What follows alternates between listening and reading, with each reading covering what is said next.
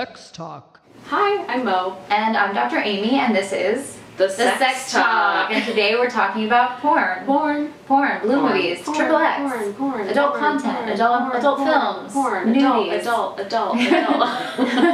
Girls. I don't know, what are the... Girls.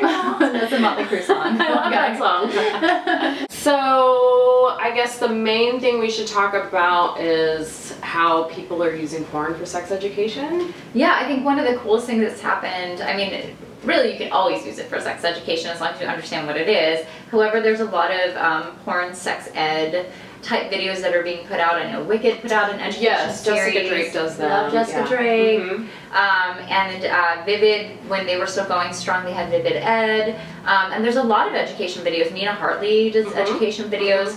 And just period, watching people have sex can be educational. Now, it's all not exactly how sex always is or should be or could be.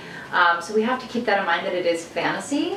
But sometimes when we're looking at skill building or understanding what bodies look like, why not look at what people actually do? Why not learn about sex from watching sex? Makes sense to me. Yeah, it's kind of logical.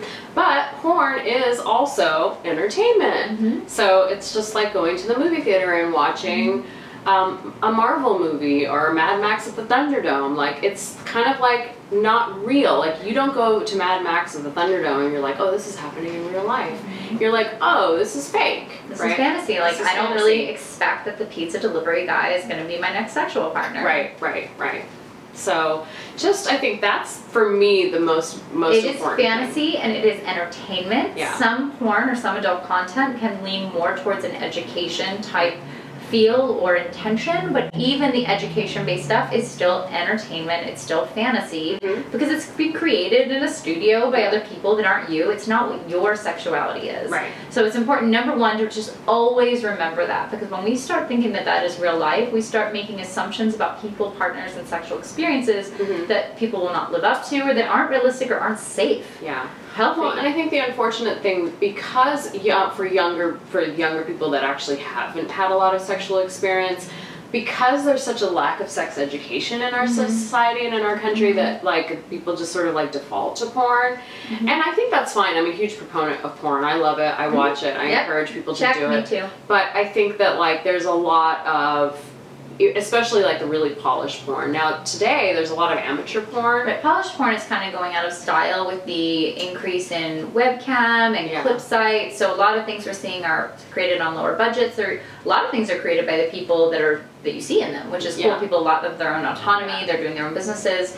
But it's still things that are being created for an audience. So they're created for how many people will like it, view it, pay for it, rather than what is the most authentic and ethical sexual situation. So that's important to remember.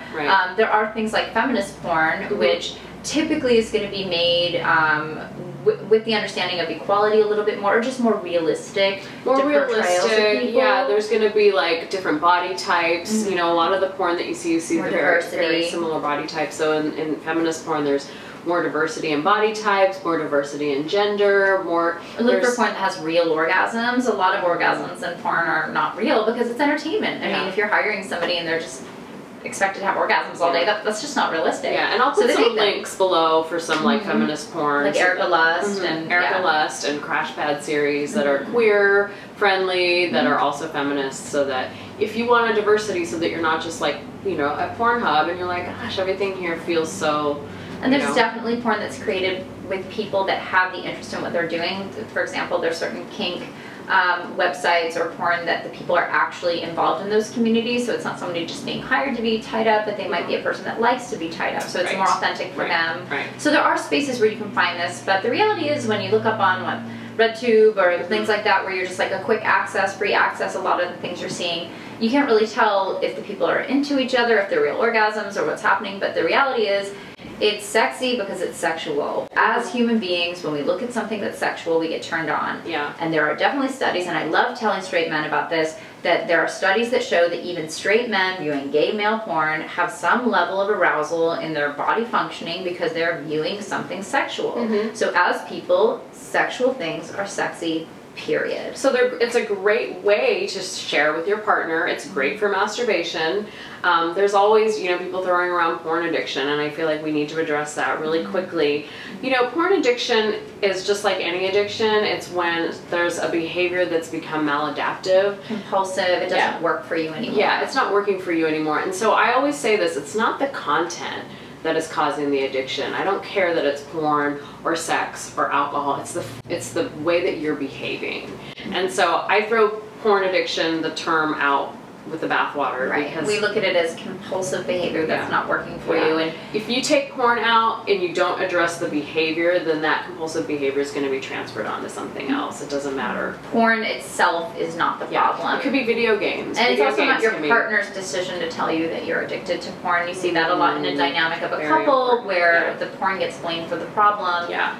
When in actuality, as a therapist, I tell clients, you know, maybe to look at adult content and explore what they like and what they don't like. Watch it with a partner. Yeah, it's a great way to learn what you like. It's a great way to get creative. I mean, learn what you don't like. Hey, I don't want to ever do that. See that thing they're doing? That's off the table. So it's a good way to have a starter conversation about sexuality, especially if it's tough for you to talk about it.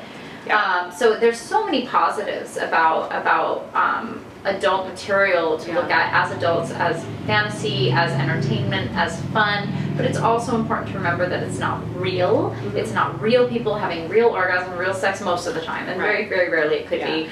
And that also, you know, these are real people that are also working in the adult industry, so it's also important to be respectful of that. And understand that as well. Yeah, yeah, they're not there for your pleasure that you can reach out to them and harass them. They're doing a service that, you know, hopefully they're getting paid for in some form. The other thing I want to talk really quick about is if you're a parent, again, you know, sometimes parents watch these videos and, you know, you can't always control what your child is watching on the internet, and chances are they've come across porn, whether they've come across it themselves or their friends have showed it to them.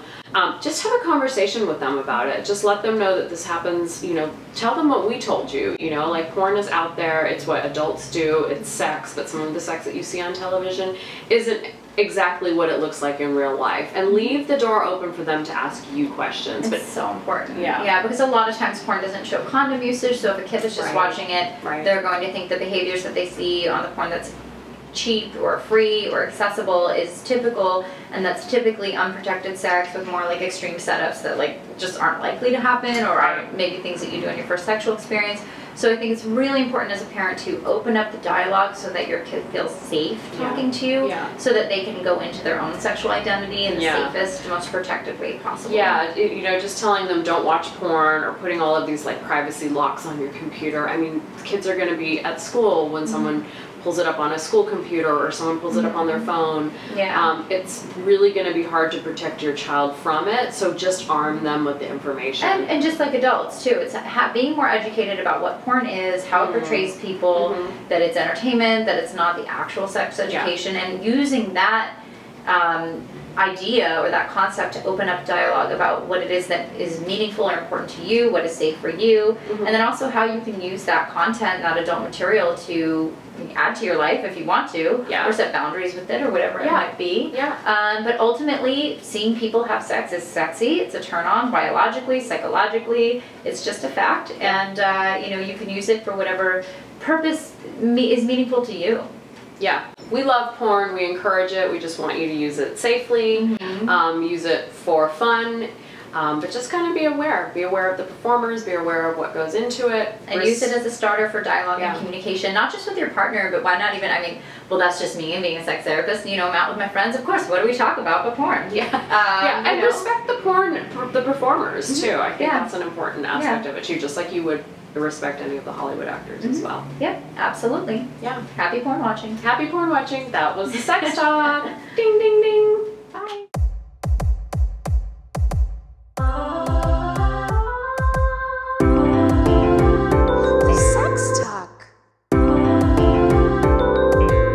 Sex talk.